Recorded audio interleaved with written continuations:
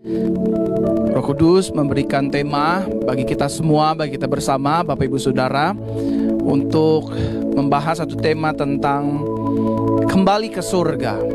Sama-sama katakan dengan saya, kembali ke surga. Bagi Bapak Ibu Saudara yang ingin membagikan siaran langsung ini, boleh silakan bagikan siaran langsung ini di digital platform Bapak Ibu Saudara masing-masing. Saya berdoa siapapun yang membagikan siaran langsung ini, Bapak Ibu Saudara semua diberkati oleh Tuhan Yesus Kristus. Haleluya. Mari kita lihat satu kebenaran firman Tuhan dalam Kisah Para Rasul pasal pertama ayat 9 sampai dengan ayat yang ke-11. Kisah Para Rasul pasal pertama ayat 9 sampai dengan ayat ke-11 dikatakan demikian. Setelah mengatakan hal-hal itu, terangkatlah Yesus di depan mata mereka, dan awan menutupinya dari pandangan mereka. Sementara mereka terpana memandang ke langit saat Yesus naik, tampaklah dua malaikat dengan pakaian putih berdiri di dekat mereka dan berkata, "Hai orang-orang Galilea, mengapa kamu terpana memandang ke langit?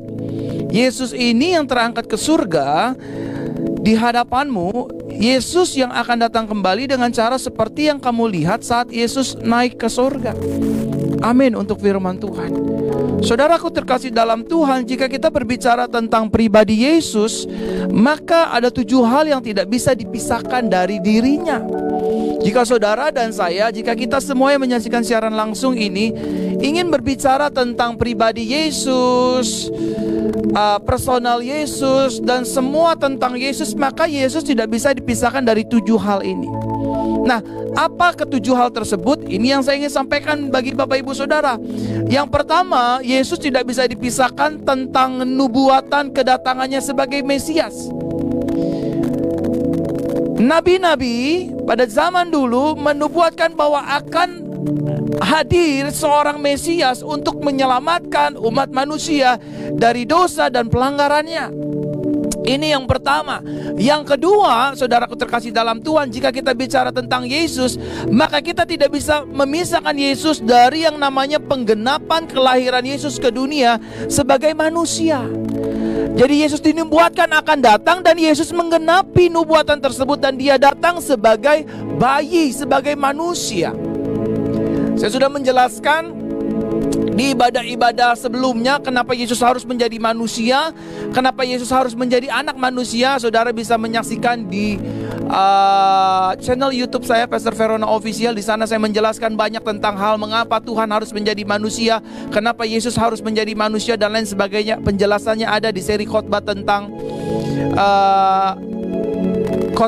Yesus Kristus, Bapak Ibu Saudaraku terkasih dalam Tuhan. Dan yang ketiga, 7 hal tentang Yesus tidak dipisahkan dari kehidupannya. Yang ketiga adalah tentang kehidupan serta pelayanan dan pengorbanan Yesus di bumi ini. Yesus melayani kita 3,5 tahun, dan dia hidup 30 tahun usianya, 33,5 tahun dia ada di dalam dunia ini. Ini tidak bisa dipisahkan dari kehidupan Yesus. Dan yang keempat, Yesus tidak bisa dipisahkan dengan kematiannya di atas kayu salib, karena ada banyak ajaran-ajaran yang tidak bertanggung jawab. Yang disalibkan itu bukan Yesus, tetapi orang lain yang diserupai oleh Yesus. Nah, ini ajaran-ajaran yang tidak menurut sesuai dengan kebenaran iman orang percaya. Jadi ingat ya, Yesus tidak bisa dipisahkan dari nubuatan kedatangannya. Yesus tidak bisa dipisahkan dari penggenapan kelahirannya ke dunia sebagai manusia. Yesus tidak bisa dipisahkan tentang pelayanan dan pengorbanannya di bumi. Dan Yesus juga tidak bisa dipisahkan tentang kematiannya di atas kayu salib. Dan Yesus juga tidak bisa dipisahkan tentang kebangkitannya yang kita rayakan beberapa waktu yang lalu, yaitu ibadah Paskah, tentang kematiannya dan juga tentang kebangkitannya. Dan Yesus juga tidak bisa dipisahkan dari yang namanya kenaikannya ke surga. Hari ini kita merayakan kenaikan Yesus Kristus ke surga. Hari ini kita beribadah mengenang peristiwa Yesus Kristus naik ke surga. Dan yang ketujuh, yang terakhir, tidak bisa dipisahkan dari hidup Yesus adalah tentang kedatangannya kali kedua. Kali pertama Yesus datang ke dunia sebagai bayi yang mungil, sebagai Mesias untuk menebus dosa saudara dan saya. Dan kedatangan Yesus Kristus yang kedua nanti, Bapak Ibu Saudara, dia akan datang sebagai hakim dan raja yang adil. Dia tidak menyelamatkan manusia lagi, tetapi dia datang untuk menjadi hakim dan Raja untuk memerintah. Oleh karenanya Bapak Ibu Saudara, sekali Yesus tetap Yesus. Amin. Sama-sama katakan dengan saya, sekali Yesus tetap Yesus. Nah, pertanyaannya Bapak Ibu Saudara, mengapa Yesus harus kembali ke surga? Ini kan menjadi pertanyaan banyak orang. Yesus kan hanya sekedar nabi, Yesus kan hanya sekedar rasul. Iya, menurut pandangan orang lain, tetapi tidak menurut pandangan iman kekristenan. Sebagai orang percaya, kita percaya Yesus memang memiliki urapan atau jabatan nabi. Tetapi tidak boleh saudara lupa, Yesus adalah Tuhan dan Juru Selamat bagi kehidupan kita. Mengapa Yesus harus kembali ke sorga? Mari kita lihat satu kebenaran firman Tuhan yang terambil dalam Yohanes pasal 8 ayat 23. Dikatakan demikian, Yesus berkata, kamu berasal dari bawah, aku dari atas. Kamu berasal dari dunia ini, aku bukan dari dunia ini. Jadi jawaban dari pertanyaan bagi kita semua adalah mengapa Yesus harus kembali ke surga? Yang pertama, karena memang Yesus berasal dari sorga. Saudaraku terkasih dalam Tuhan, Yesus berasal dari sorga. Dia turun dari sorga untuk menjadi manusia. Ingatkah saudara, Yohanes pasal pertama ayat pertama dan ayat ke-14, pada mulanya adalah firman, firman itu bersama-sama dengan Elohim, dan firman itu adalah Elohim. Dan Elohim menjadi manusia, firman itu menjadi manusia, yaitu manusia Yesus Kristus, yang rela mati di atas kayu salib bagi hidup saudara dan saya, menebus setiap kesalahan saudara dan saya. Di ibadah kenaikan Yesus pada hari ini, ingatlah saudaraku terkasih dalam Tuhan, Yesus berasal dari atas. Atasnya di mana? Yesus berasal dari sorga. Yesus pemilik sorga. Yesus Tuhan atas sorga. Jadi saudaraku terkasih dalam Tuhan, saudara menyesal, saudara rugi kalau saudara meninggalkan Yesus Kristus hanya karena kedudukan, hanya karena pangkat, hanya karena kekayaan, hanya karena kemewahan dunia. Karena hidup ini tidak ada yang tahu saudara, hari ini kita bisa ada 1-2 menit ke depan, bisa saja kita kembali kepada Tuhan. Artinya saudara dan saya bisa saja wafat, bisa saja meninggal, dan harus berhadapan muka dengan Yesus sebagai Tuhan, pemilik sorga, pemilik dunia ini, pencipta segala sesuatunya. Oleh karenanya Bapak Ibu Saudaraku terkasih dalam Tuhan, kalau saudara bertanya, kenapa Yesus harus ke sorga? Jawabannya sederhana, karena memang sorga adalah tempat Yesus berasal. Amin Bapak Ibu Saudara. Dari sanalah dia berasal, dari sanalah dia datang, dari surga dia datang. Saudara, saya baru mengerti firman Tuhan yang terambil dalam Filipi pasal 1 ayat 21, yang dimana Rasul Paulus berkata, karena bagiku hidup adalah Kristus dan mati adalah keuntungan. Kenapa mati itu untung bagi seorang Paulus? Karena dia tahu setelah dia mati, dia akan bertemu dengan Yesus Kristus. Di mana? Bukan di tempat-tempat yang gak jelas. Dia akan bertemu dengan Yesus di surga yang kekal. Yesus berkata, saudaraku terkasih dalam Tuhan, kalau kamu mati di dalam aku di dalam kamu, kamu akan mendapatkan apa yang aku miliki. Saudara, hidup kita sudah terlalu enak Bapak Ibu. Yesus sudah mati buat kita, Yesus menebus pelanggaran kita, Yesus menyucikan hidup kita, Yesus menyelamatkan hidup kita. Dan kalau kita mati kita gak takut. Makanya orang percaya, orang Kristen itu gak takut dengan kematian. Bukan berarti sombong loh ya, bukan berarti arogan loh ya, tetapi karena kita tahu setelah kita mati kita mau kemana. Kita kembali ke rumah Bapa di surga. Yesus bilang kamu bukan berasal dari dunia ini. Amin saudara. Kita ini bukan berasal dari dunia ini. Kita berasal dari Yesus Kristus. Dipercaya ada di dunia ini tujuannya untuk mempermuliakan nama Tuhan, untuk menjadi saksi Kristus, dan menjadi berkat bagi semua orang, yang terutama bagi suami istri, bagi anak-anak kita, bagi keluarga, dan juga bagi orang-orang di sekitar kita, di kantor, di pekerjaan, di pelayanan, di gereja, dan dimanapun saudara dan saya ditempatkan oleh Yesus Kristus. sehingga pada akhirnya kita menjadi saksi Kristus, menjadi berkat bagi banyak orang, dan mempermuliakan nama Tuhan. Dan ketika tiba waktunya kita harus kembali ke rumah Bapa di sorga, di sana kita akan berjumpa dengan Yesus muka dengan muka. Amin. Bapak Ibu Saudaraku terkasih dalam Tuhan, saudaraku terkasih dalam Tuhan, mengapa Yesus harus kembali ke sorga? Jawabannya karena Yesus memang berasal dari sorga. Yang kedua, Bapak Ibu Saudaraku terkasih dalam Tuhan, mengapa Yesus harus kembali ke sorga? Lihat Injil Yohanes pasal ke-14 ayat yang ketiga. Injil Yohanes 14 ayat yang ketiga dikatakan demikian: jika aku pergi dan menyediakan tempat bagimu, maka aku akan datang kembali untuk membawa kamu kepadaku, supaya di tempat aku berada, kamu pun berada. Kenapa Yesus harus terangkat ke sorga? Kenapa Yesus harus naik ke sorga? Yang kedua, karena Yesus ingin menyediakan tempat bagi kita. Di mana? Di sorga. Makanya saudara gak usah takut. Ketika saudara dan saya selesai menjalani tugas sebagai saksi Kristus di dunia ini, ketika Tuhan bilang Verona pulang, maka saya akan pulang ke sorga. Di sorga ada tempat bagi kita, ada rumah bagi hidup Bapak Ibu Saudara dan saya, di mana nanti kita berkumpul bersama-sama meninggikan dan memuji nama Tuhan. Amin Bapak Ibu. Dia naik ke sorga, dia menyediakan tempat bagi kita. Kita tidak akan menjadi setan gentayangan, setan gelandangan yang gentayangan di mana-mana. Melainkan setelah kita mati, tubuh ini rest, jiwa dan roh kita kembali kepada Tuhan. Dan kita akan melihat Sang Mesias, Sang Raja yang selama ini kita percayai, yang selama ini kita imani, yang selama ini kita agung-agungkan. Kita akan bertemu muka dengan muka.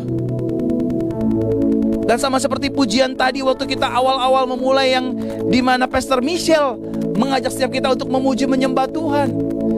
Mulia, sembah Raja mulia. Amin saudara. Kita akan meninggikan nama Yesus, memuji nama Yesus. Dia Raja yang akan kita sembah dan kita puji untuk selama-lamanya. Saudara, dalam ibadah kenaikan Kristus ini, mungkin saya tidak terlalu banyak berbicara tentang kehidupan sehari-hari, tetapi saya ingin memberikan garansi yang Tuhan berikan bagi kita semua lewat mulut saya.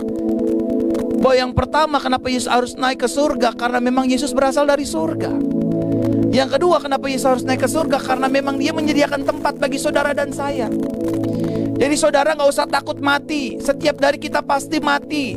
Tetapi jangan takut, kita sudah ditebus, kita sudah diselamatkan. Dan hidup saudara, dosa saudara dan saya sudah ditanggung di atas kayu salib oleh Tuhan Yesus Kristus. Kita tinggal jalani kehidupan ini dengan benar, dengan tuntunan Roh Kudus, dengan anugerah Yesus. Dan ketika kita menyelesaikan segala sesuatunya, maka kita nanti akan pulang ke rumah Tuhan. Dan di sana Tuhan sudah menyediakan tempat yang luar biasa bagi kehidupan kita. Yang ketiga, Bapak Ibu Saudaraku terkasih dalam Tuhan, mengapa Yesus harus kembali ke surga? Lihat Injil Yohanes 16 ayat 7. Injil Yohanes 16 ayat 7 dikatakan demikian: Aku mengatakan kebenaran kepadamu, bahwa berguna bagimu jika aku pergi. Karena jika aku tidak pergi, penghibur itu tidak akan datang kepadamu. Tetapi jika aku pergi, aku akan mengutus Dia kepadamu. Kenapa Yesus harus naik ke surga? Agar Dia memberikan Roh Kudus bagi hidup saudara dan saya. Roh Kuduslah yang menginsafkan hidup kita, saudara. Bahwa kita harus ikuti teladan Yesus, bahwa kita harus hidup di dalam kebenaran Kristus Yesus. Hati nurani kita, hati sanubari kita tidak cukup baik untuk melakukan kebaikan-kebaikan serta kebenaran-kebenaran firman. Kita gak bisa. Seringkali kita malas baca firman, bukan? Seringkali kita malas untuk berdoa, bukan? Seringkali kita malas ikut ibadah maupun online ataupun onsite. Seringkali kita malas dengan berbagai-bagai alasan. Roh Kudus diberikan oleh Yesus untuk mendidik kita, menemani kita, menuntun kita. Dan Roh Kudus adalah bukti keimmanuelan Kristus di dalam hidup kita. Karena Roh Kudus adalah Roh Yesus Kristus itu sendiri. Oh, terima kasih Roh Kudus. Terima kasih Roh Kudus. Roh Kuduslah yang membuat kita pada akhirnya, aku percaya Engkau adalah Yesus Kristus Tuhan dan Juru Selamatku. Aku percaya hidupku disembuhkan. Aku percaya hidupku akan diberkati. Aku percaya hidupku tidak ditinggalkan. Aku percaya Yesus selalu beserta denganku. Roh Kuduslah yang selalu menyertai kehidupan kita. Dulu Musa berkata begini sama Tuhan, bila Engkau tak besertaku, ku tak mau berjalan. Ku perlu Tuhan, pimpin langkahku dengan kasih karunia-Mu. Pimpin langkahku setiap waktu, berjalan dalam Roh-Mu.